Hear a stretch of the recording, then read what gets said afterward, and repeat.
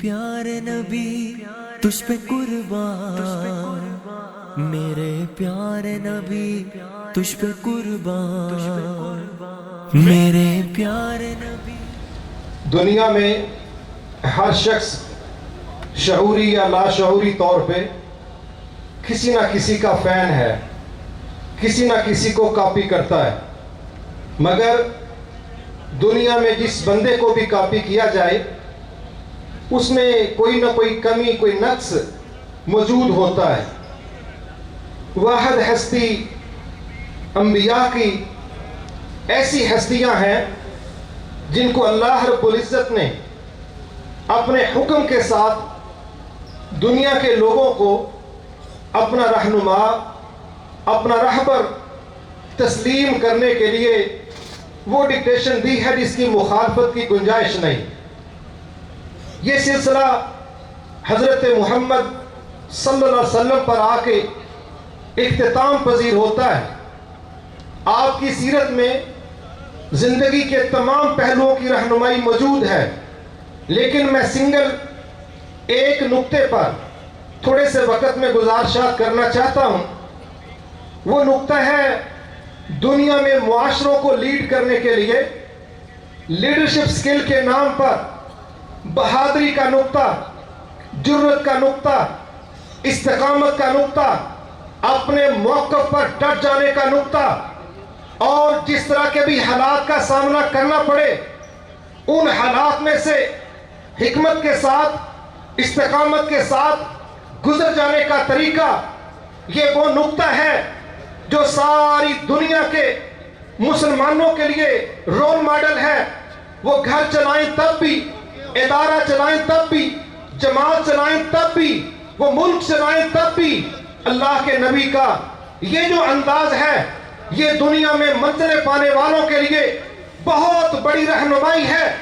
دنیا میں جب ہیروز کو پیش کیا جاتا ہے تو یہ تاثر دیا جاتا ہے کہ ان کا ماضی اس طرح کمزوریوں سے تھا، اس طرح ان کا ماضی کمیوں کے ساتھ وابستہ تھا اور یہ مسائل تھے، لیکن وقت کے ساتھ وہ ابھر کے سامنے آئے۔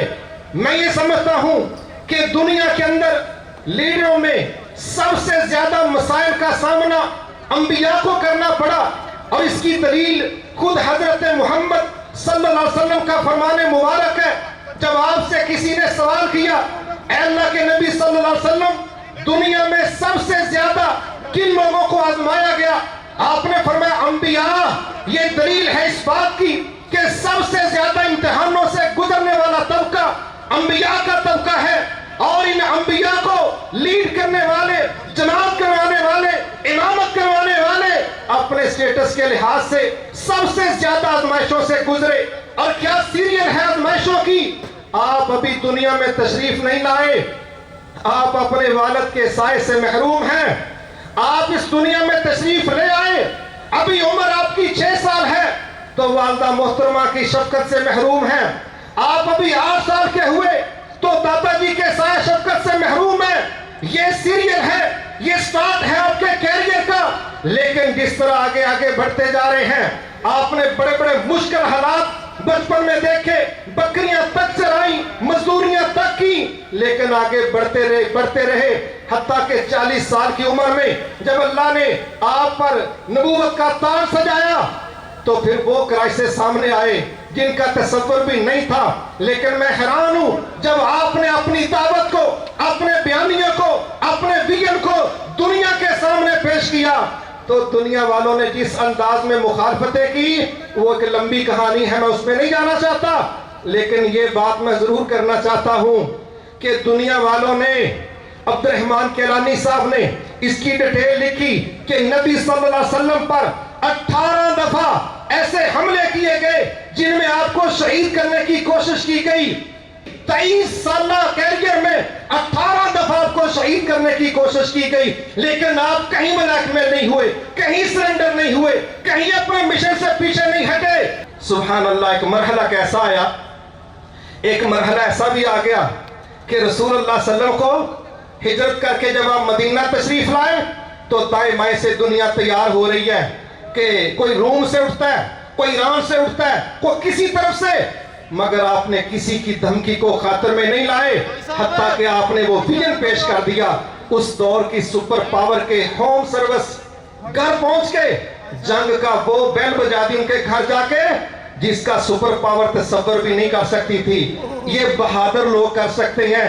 आज हमारे रोने हैं मईशतों के। दुनिया के अंदर अल्लाह के नबी से बढ़ के मईशत को समझने वाला कोई नहीं, इंसानों के मजाज को समझने वाला कोई नहीं, हालात को समझने वाला कोई नहीं। अल्लाह के नबी ने उस दौर की सुपर पावर से टकराव का फैसला उस वक्त किया जब आपकी मईशत को फसलों की सूरत में, गर्म मौसम के अंदर खजूरों की सूरत में जमा करने का, स्टोर करने का, संभालने का वक्त था। आपने साथियों को कहा ये फसलें, ये सारे सामान, ये पीछे रहेंगे। जिस दुश्मन ने चैलेंज किया हम उसके घर पहुंच के उसका जवाब देंगे। 30,000 का लश्कर लेके अपनी घर वाली मईशत पर तवज्जो देने की बजाय दुश्मन के बॉर्डर पर चढ़ के उसको दो टोक ललकारा के आ जाओ। अल्लाह ताला ने पिछली ही आजमाइश बड़ी थी, अल्लाह ताला ने यहां बगैर लड़े फतह अता फरमाई। और क्या लेवल है रसूल अल्लाह सल्लम का कि बादशाहों को खत लिख रहे हैं, अस्लिम तस्लम, अगर तुम चाहते हो तुम्हारे तख्त, तुम्हारे ताज तुम्हारे सरों पर कायम रहे, एक ही रास्ता है, मेरे पेट पर आ जाओ, मेरे विजन को कबूल करो, मेरी पॉलिसी को मान जाओगे तो तुम्हारे ताज और तख्त सलामत है। अगर ये मेरा हुक्म कबूल नहीं करते तो उसके बाद ना ये ताज है ना ये तख्त है। और ये इस लेवल की जुर्रत अल्लाह के नबी के अलावा आप किसी के सामने देख नहीं सकते, किसी के पास आपको नजर नहीं आएगी। मैं समझता हूं पूरी दुनिया के उम्मत मुसलमान के जिम्मेदारान के लिए रसूल अल्लाह सल्लम की बहादुरी का ये वो रुख है कि 87 जंगों को अगर आपने 10 सालों के अंदर प्लान और मैनेज किया, इसका मतलब है इस वसीर पैमाने पर अपना दिफा और दुश्मन के मुकाबले में अपने आप को महफूज करने का जो अमलन मुजाहरा है, ये कोई कमजोर बंदा नहीं कर सकता। ये रसूल अल्लाह सल्लम का उसवा था। अल्लाह से हम दुआ करते हैं जिंदगी के तमाम शुबहात में अल्लाह हमें अपने नबी से रहनुमाई लेने की तौफीक अता फरमाए।